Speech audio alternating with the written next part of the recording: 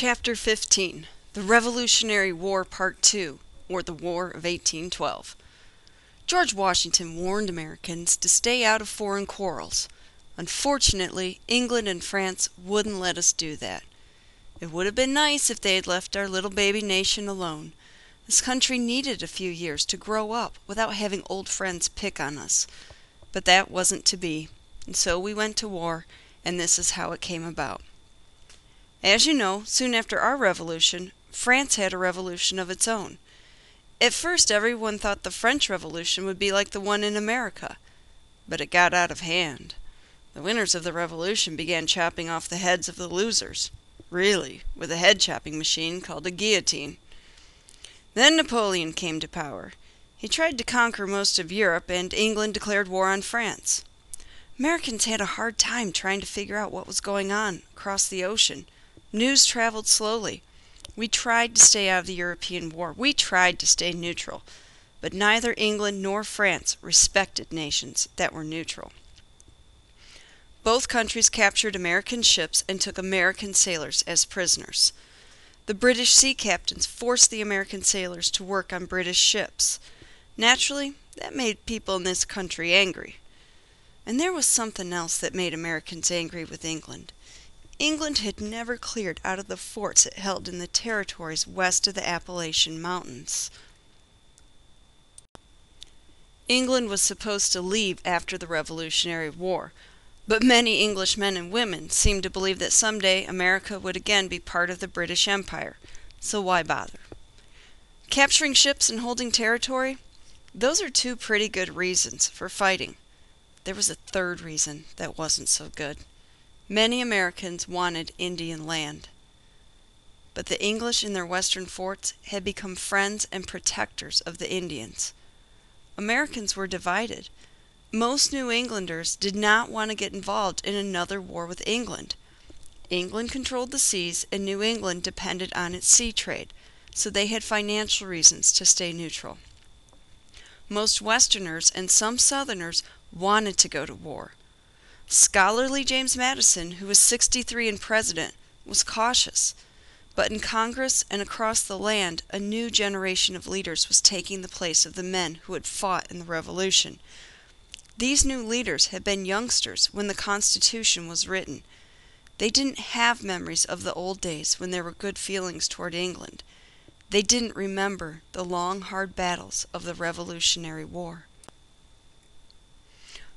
All they had heard were stories of battlefield valor and victory. They were eager to fight. Henry Clay from Kentucky was one of the new leaders. Andrew Jackson of Tennessee was another. Those who wanted to go to war were called war hawks.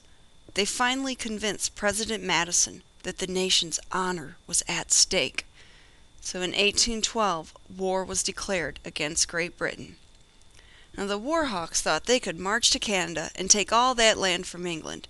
Henry Clay boasted that the Kentucky militia could do it all by itself. When it came to the sea, however, he thought differently. So did most Americans. They believed the famous English Navy would easily outfight them. Were they surprised? Canada didn't fall to the American forces. The Americans fought poorly in Canada. But the little American Navy won some surprising victories against the big British Navy, and no one in the world expected that. But the War of 1812, which really should be called the War of 1812 to 1815 because that was how long it lasted, but that's kind of a mouthful to say, it started slowly. Then the war in Europe, the one between England and France, ended. Napoleon lost. That was terrible for the United States. It meant the English could now send more soldiers to America, and they did. In 1814, they sailed an army into Chesapeake Bay. Check the map on the previous page, if you rewind the video. They landed redcoats, whipped American troops at Bladensburg, 5 miles from Washington, D.C., and then marched on, heading for the nation's capital. By that time, there were hardly any American soldiers in the city. They'd all fled. And those residents who were still around were keeping quiet about it behind their shuttered windows. The British commander, Major General Robert Ross, had orders to, quote, destroy and lay waste the towns he captured. Ross, however, was prepared to negotiate with Washington's leaders. If they paid ransom, he might spare the city. But there weren't any leaders to be found. So poor Ross is walking around Washington, D.C., trying to find somebody to bribe to save the city, and he can't find anyone. So, the general sent his soldiers to burn Congress's home, the Capitol. But it was so well built they had a hard time of it. They piled up chairs and books and drapes and torched them. Finally, much of the building went. Then they headed toward the president's house. James Madison wasn't at home. He had been at Bladensburg. Now he was off somewhere consulting with his generals. He was courageous and brilliant, but when it came to military leadership, he was a dud. It was his wife, Dolly, who was the indomitable member of the family. She was in the president's house, getting ready to have dinner with friends.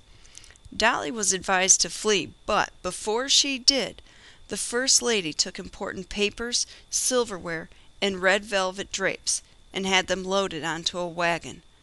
Then she waited while a portrait of George Washington was torn from the wall. It took several men to do it. Dolly left instructions to have the painting packed up and sent to safety. She got out just before the British arrived. The British toasted the king with the president's Madeira wine and ate Dolly's dinner. The wine was still chilled and the meats laid out handsomely.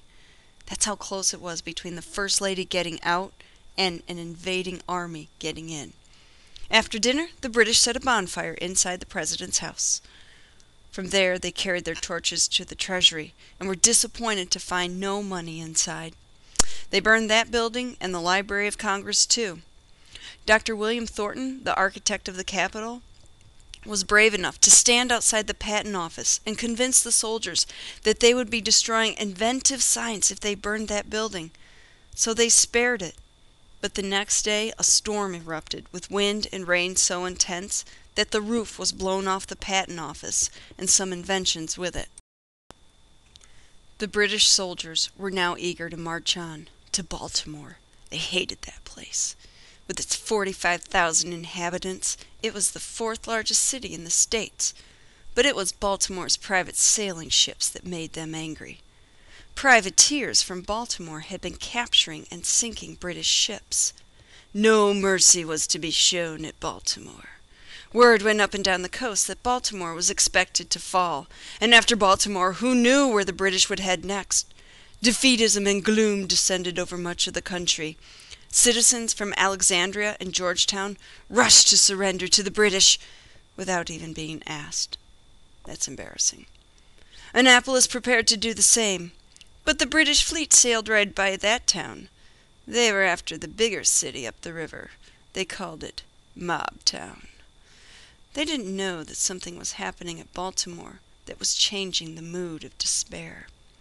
Major General Samuel Smith, who had leadership genes in every one of his cells, had taken charge of the city. Smith wasn't giving anyone time to think of surrender. He put Baltimore's citizens to work. It wasn't easy for him to get the rich merchants to agree to sink their own ships in the harbor to make a barrier to keep out the English. But Smith convinced them it was better than losing everything if the city fell. Trenches were dug, cannons put in place, and the citizen militia, which had performed miserably at Bladensburg, was drilled and drilled again. A letter printed in the Evening Post said white and black are all at work together. You'll see a master and his slave digging side by side. There is no distinction whatsoever. Baltimore Harbor was guarded by big, star-shaped Fort McHenry. Major George Armstead commanded that fort. Early in the war, Armstead went to Mary's Pickersgill, a well-known Baltimore flag maker, and ordered an American flag so large the British will have no difficulty seeing it at a distance. She and her 13-year-old daughter sewed stripes of red and white English wool bunting and added cotton stars. The huge flag was 42 feet by 30 feet, had 15 stripes and 15 stars, and cost $405.90 back in the 1800s, the early 1800s. Armstead raised it over the fort. The English ships couldn't miss it when they sailed into the harbor. They were soon approached by a small ship of truce. Francis Scott Key, a Washington lawyer who had fought at Bladensburg, had been sent to get William Beans, an elderly, lively, and much-loved doctor taken as a hostage by the British. Key brought letters from British prisoners of war, stating that they were being well treated, and that got Dr. Beans released. But the truce ship was not allowed to return to the American side. Francis Scott Key and Dr. Beans had to wait with the British until the fighting was over. The battle began on a Sunday. "May the Lord bless King George, convert him, and take him to heaven, as we want no more of him," said the Reverend John Gruber at Baltimore's Light Street Methodist Church. Then his congregation rushed out and prepared for whatever was ahead of them. At about the same time, the British Admiral Sir George Cockburn was changing his plans. He could see that the ship sunk in the harbor prevented him from sailing right up to the city. He would have to capture Fort McHenry if he wanted Baltimore. And oh yes, he wanted Baltimore. That night, rockets and bombs lit the starless sky like fireworks. Some of the British ship's cannons had a range of 2 miles. Nothing in the batteries at Fort McHenry could match that. Early in the morning, a British force set out to do battle. Then something happened that made a big difference. The British commander, General Robert Ross, was killed. The English soldiers were now rudderless. While British ships were fighting and shooting shells on the Fort McHenry side of the Baltimore Peninsula, British infantry, the foot soldiers, were marching up the other side. They were supposed to coordinate an attack, but there was a communications foul-up. The soldiers turned back, and the Navy didn't know it. They fought to protect the soldiers when they weren't where they were supposed to be. The bombing of Fort McHenry continued through the day and on into the second night. It went on for 25 hours. Francis Scott Key on the truce ship watched the rockets' red glare and listened to bombs bursting in air. And then it stopped. It was very dark and very quiet, and it was raining so hard that no one could tell what had happened. Had the fort been captured? No one knew, until finally, by the dawn's early light, Key saw Mrs. Pickersgill's broad stripes and bright stars, and realized the fort had held. Our country was still safe. Now it was the British who retreated. Francis Scott Key found words spinning in his head. He wrote them down. He thought they could be sung to an old British drinking song called "To Anacreon in Heaven." Key had set words to that song once before, and most people knew the tune. That's right, our national anthem is based on an old drinking song. Some friends published his poem in Baltimore, calling it "The Defense of Fort McHenry."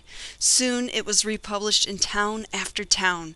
The heroic action in Baltimore inspired the young nation. If Baltimore had burned, where might the British have marched next? Philadelphia had readied its militia, but now everywhere there was relief, jubilation, and celebration. People were soon singing Key's words, and someone gave them a new name. It was the Star-Spangled Banner.